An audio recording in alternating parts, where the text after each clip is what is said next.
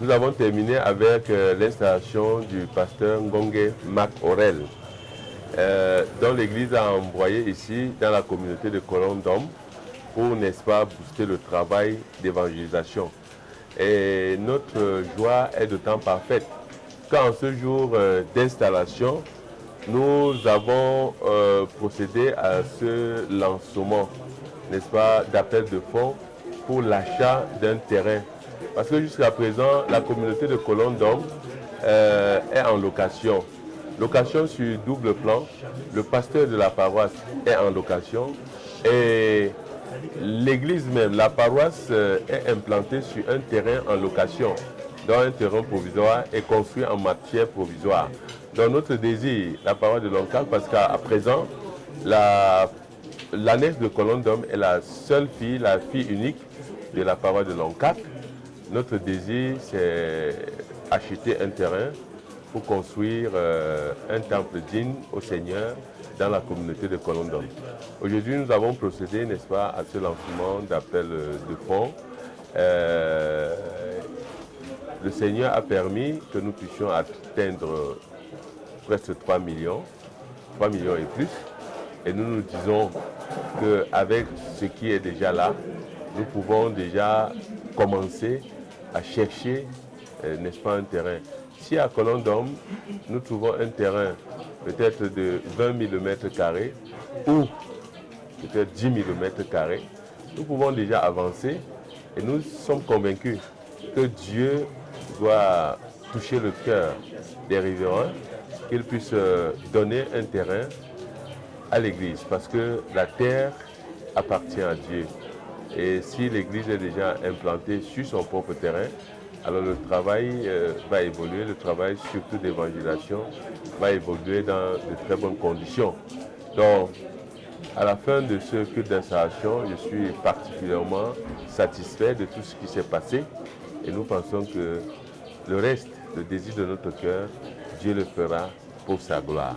Vous savez, l'Église évangélique du Cameroun est appelée à s'implanter partout dans le territoire camerounais. Ce qui fait que si nous avons des pasteurs dynamiques, comme Mac Aurel, que nous envoyons dans des zones, alors ils pourront faire tout le possible pour que l'Église évangélique puisse s'implanter. Notre désir ici à Colombe-Dom, c'est que l'Église évangélique soit représentative. Et quand nous avons sillonné, n'est-ce pas, les contrées de Colombe-Dom, c'est une communauté où nous retrouvons beaucoup d'églisettes, des églises de maison et même des églises de chambre. Donc, l'église évangélique, étant donné que c'est une église, la plus grande église protestante du Cameroun et même de l'Afrique centrale, nous pensons que avec la grâce de Dieu et l'effort de par les ouvriers de cette église, elle doit s'implanter et s'affirmer dans les différents coins, n'est-ce pas, du territoire. À Colombe-Dom, malgré le fait qu'il y ait beaucoup d'églisettes, nous sommes convaincus qu'étant une église confessionnelle, l'église évangélique va s'implanter et va s'affirmer. La pluie est signe de bénédiction. Et quand on a l'habitude de prier et de dire un certain nombre de choses qui concernent la parole de Dieu, à la fin on dit Amen.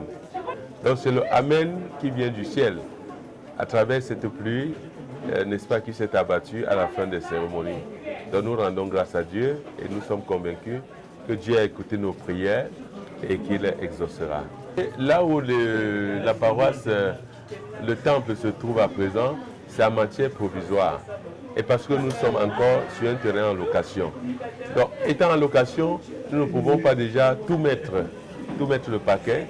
Donc, maintenant, si Dieu pourvoit, si Dieu voulant, nous pouvons avoir un terrain pour l'église elle-même. Alors nous devons investir sur ce terrain, investir amplement.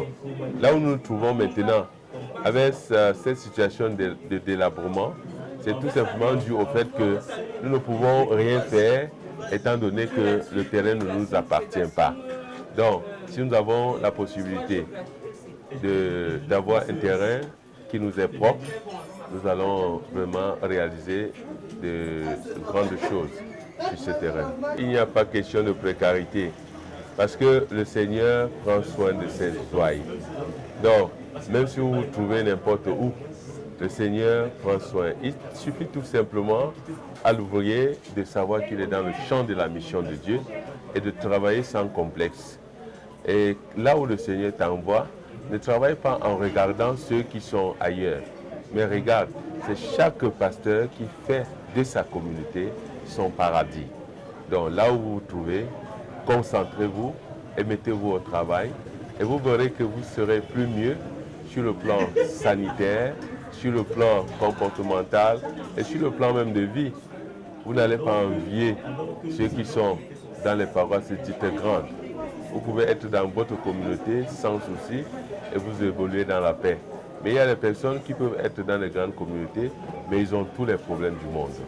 Donc, contentez-vous de là où le Seigneur vous place, travaillez et vous verrez la gloire de Dieu se manifester dans votre vie et dans celle de votre famille. Vous savez, quand on parle de Salomon, Salomon avec son père, le roi David, qui avait besoin de construire un temple pour Dieu.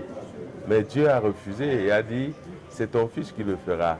Donc, un peu comme pour dire que c'est avec ce nouveau pasteur que Colonne d'Homme aura un terrain et peut-être construire le temple. Ses prédécesseurs ont bien voulu, ont eu le désir d'avoir un terrain propre à l'église, ne l'ont pas eu. Bon, lui qui arrive, on l'appelle le Salomon de Colonne d'Homme, un peu comme pour dire que ce que ses prédécesseurs ont désiré, l'achat d'un terrain, ça n'a pas été fait par eux, ce sera fait par lui.